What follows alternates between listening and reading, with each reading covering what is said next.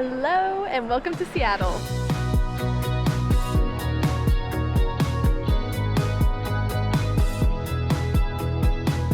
Seattle, Washington is one of the best cities to visit in the United States. Known as the Emerald City due to its luscious greenery, the city has stunning water views around every corner. This eclectic city boasts an incredible food scene, has a rich local history, and an endless amount of activities. Come with us to see how to spend a perfect weekend exploring the best of Seattle, Washington.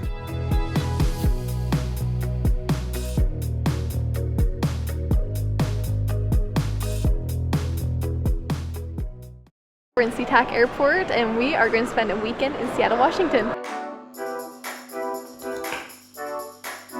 We began our Seattle weekend on Friday afternoon. So we have three options to get into the city from the airport. The first would be to take the light rail. It takes about 40 minutes. It's $3 a person, so really good value and is a great option if you're going to be spending most of your time on foot when you're in Seattle. The second option would be take an Uber or Lyft. The only reason I'd say to do this is because it's a little bit faster. You get there in about 25 minutes and costs about $30. And then the third option is what we're going to be doing, which is taking a rental car. So we're going to go grab our car and head to Seattle. We drove just over 30 minutes to Fremont to grab some dinner and see some of the nearby hotspots. We made our first stop. I was hungry, so naturally our first stop is to get good food. So we're at Bien. It's a Caribbean restaurant. It's like a quick casual eat, but it is so highly rated. So we got the famous Caribbean roast. It's like supposed to be the second best sandwich in the nation. I'm so excited and so hungry.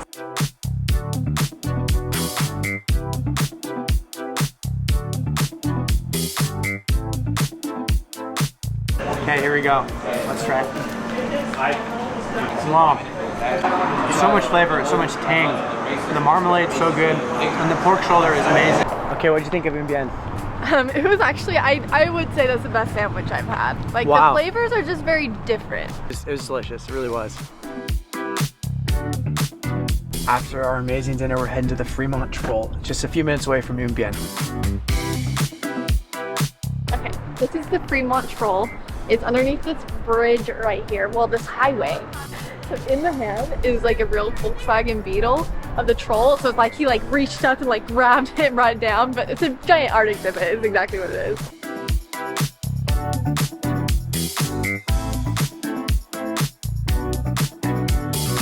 So after the Fremont Troll, we drove just 3 minutes down the road to Gasworks Parks, which as you can see is pretty beautiful. It was a gasification plant they turned into a park with a beautiful view of Seattle.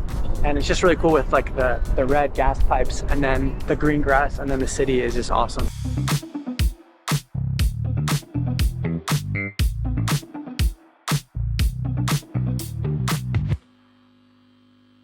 After spending some time walking around Gasworks Park and taking pictures of the views, we drove into downtown Seattle to catch the sunset.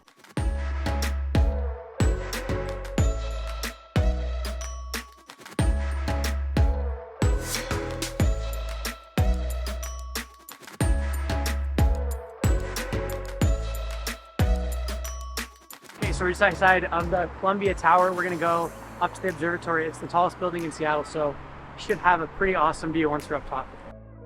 We recommend you buy tickets for the Skyview Observatory in the Colombia Towers in advance so you can reserve your time.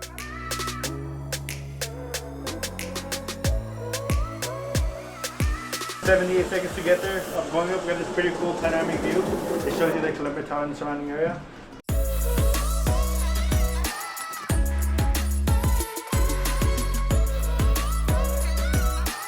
We went just before sunset so we could see the views in daylight, watch the sunset over the water, and also see the city lights in just one sitting. Okay, the views here are incredible. Like the water views, the city views, there's like 360-degree views as you walk around the whole top floor. We grabbed a drink, there's a little cafe up here if you want a little bit to eat as well. A very fun stop. After enjoying a spectacular sunset and views of downtown Seattle, we headed just 5 minutes down the road to Capitol Hill for some delicious dessert before calling it a night. Okay, we're at our last stop of the night. We're at hotcakes for dessert. Parking was very difficult, which should be expected on a weekend night, but I'm ready for some good dessert.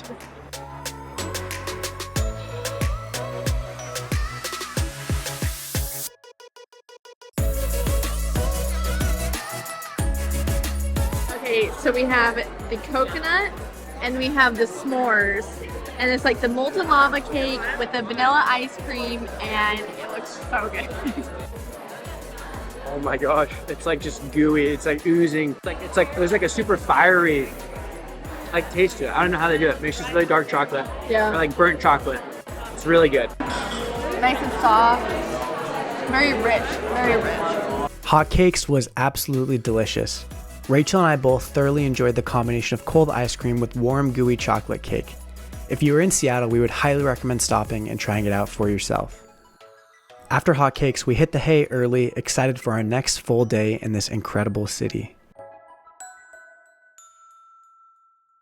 The next morning, we woke up early and headed straight to one of Seattle's most famous and delicious bakeries, Macrina.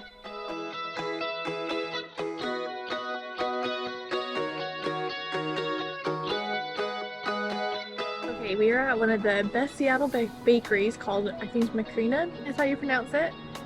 We have quite the goods this morning for breakfast. I have a pecan sticky bun, we have a chocolate croissant, and a blueberry scone. Filled with delicious pastries, we were ready to join the crowds at the iconic Pike Market just 10 minutes down the street for some shopping and more amazing food.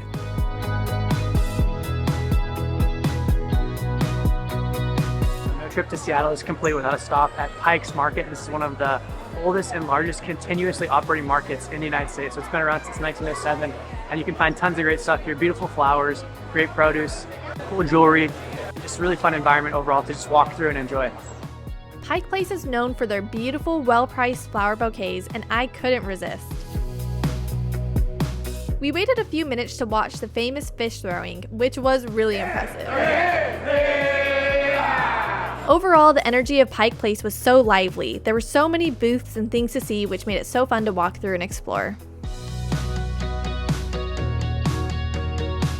Okay, the other best thing about Pike is there's such good food all around. So this is Elenos.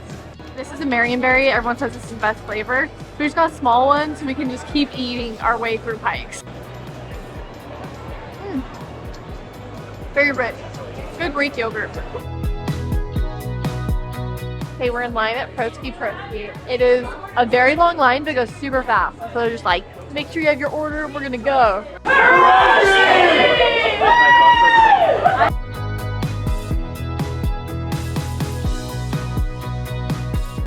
Okay, so this is the Moscow roll, which I almost dropped, but is like a buttery vanilla type Russian-based dessert. So really excited to try it.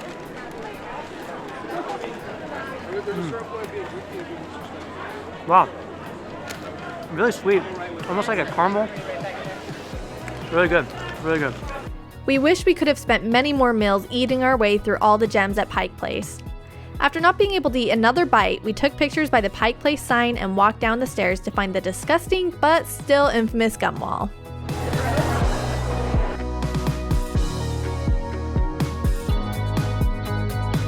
This is actually pretty nasty, but the gum wall is just down from Pike's Market. It's always worth just a quick stop. Bring your gun, put it on the wall, and try not to touch anyone else's gum because it's so gross. Find the gum on the wall.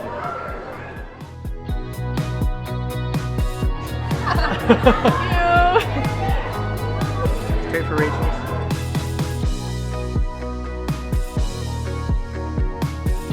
So gross.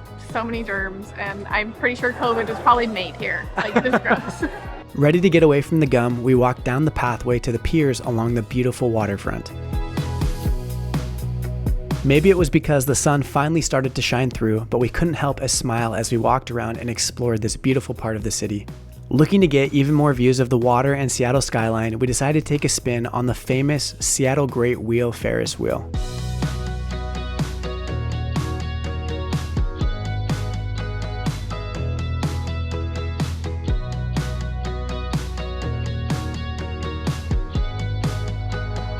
If Ferris wheels aren't your thing, nearby you can also catch a boat harbor tour, try out the indoor and immersive Wings of Washington, browse the shops, or check out the aquarium.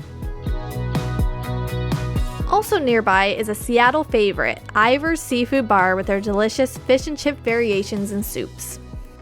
for lunch, we're getting some Ivars, so classic Seattle fish chips, and then clam chowder. We just got to go and then went over here by the pier to just have a nice little lunch and enjoy the afternoon. Other places we would recommend for lunch in the area are Beecher's Handmade Cheese, Michu Deli, The Pink Door, Pike Place Chowder, and Me Some Pastry. Feeling full and happy, we drove 5 minutes north to check out and explore some more of the city. If the weather is nice, one of the best ways to get around may be to take the scooters, which are located all around the city. Okay, these are the Amazon spheres. They have meeting spaces and they have all these plants in them. They're open to the public only one Saturday every month, so if you're here while it's open, it looks like it'd be really cool to go into. Just as we were walking up, me and Jason both said like, wow, as we saw these, because it's actually really cool to see. Since we weren't able to go inside, we admired the plants from the outside. If it's open, you can also try out the Amazon modern shopping experience of grab and go shopping at the Amazon Go, which is just next door to the spheres. Half a mile down is a best recognized Seattle landmark, the Space Needle. Okay, we are at the Space Needle. Space Needle was built in 1962 for the World Fair. A lot of that time was focused on the space race and on like the futuristic vibe. So construction's meant to look very futuristic and it reflects a lot of that. The Space Needle is an icon made even more impressive after learning about the history. The moving glass floors and beautiful 360-degree views made this a fun and interactive experience.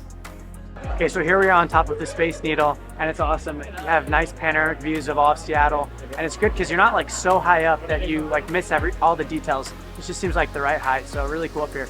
If you're interested, you can also get combo tickets with admission to the Museum of Pop Culture and the Chihuly Glass Gardens, which are both right next to the Space Needle. The next stop for us was the beautiful Kerry Park. Okay, so we just finished up at the Space Needle and drove just about a half mile over to Kerry Park for just one more view of the skyline. As you can see, awesome view. Just here for just a second before we head to dinner. Kerry Park was just enough outside the city to get a view of the fun houses and neighborhoods, plus get a view of the amazing skyline.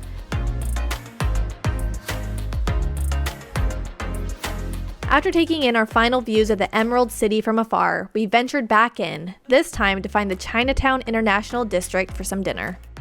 Okay, so we're here at A+ Hong Kong Kitchen, and so far it looks great. We can tell it's authentic because we don't really know what we're ordering, but we heard really good things about this place, so we're excited to try it out.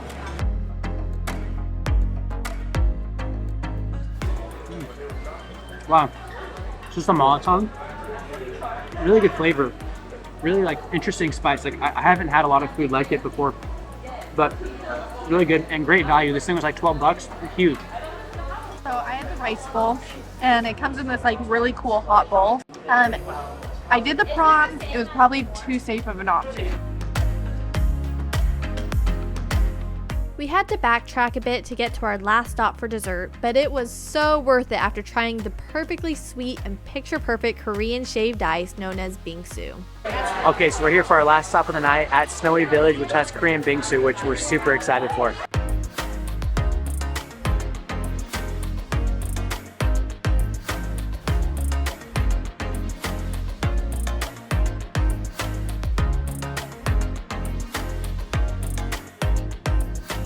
Okay, this is absolutely delicious. Like honestly, probably one of my top 5 best desserts I've ever had. The texture is so fun, flavor is great, and it's light, so it doesn't make you feel like bad or sick. It's awesome. It's honestly the perfect way to end the night. Awesome. With our stomach and hearts feeling extremely satisfied after an amazing day, we were exhausted and ready to rest up and recharge for our final day. For our final day, we wanted to get out of downtown to experience one of the many amazing hikes that Washington boasts. Today we decided to get out of the city, get some fresh air, get some nice little nature views. So we are going on a hike. This is the Rattlesnake Ledge hike. The drive was beautiful though, very green, lots of trees. This is a very popular hike. So there's lots of cars, but everyone says the views are so worth it. So we're excited.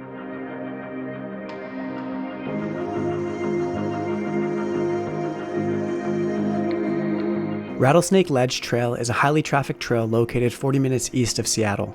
Everyone was very friendly and the trail was absolutely beautiful. Just 4 miles round trip with lush foliage and spectacular views at the top, this was the perfect trail to give us a small taste of Washington's impressive natural landscapes while on a time crunch. Okay, so we made it up the top of Rattlesnake Ledge, and it's beautiful up here. Really beautiful view of just the surrounding mountains and the trees, and then the water is like a super beautiful turquoise blue, which is awesome. It's pretty crowded, but it's beautiful nonetheless.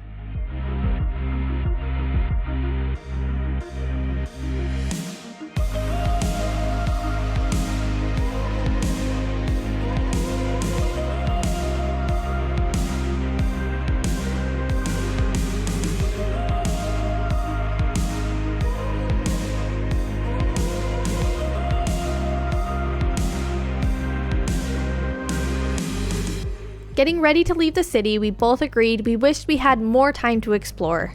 Seattle was filled with so much variety. A combination of green forests and concrete jungles, a culture mix with tech companies and national parks, a dichotomy between new and old. Somehow it all just works together.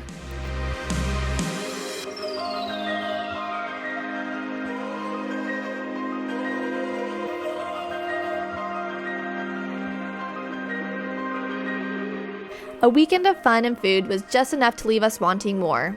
Feeling sad to leave, we knew we would be back soon, and this time for much longer.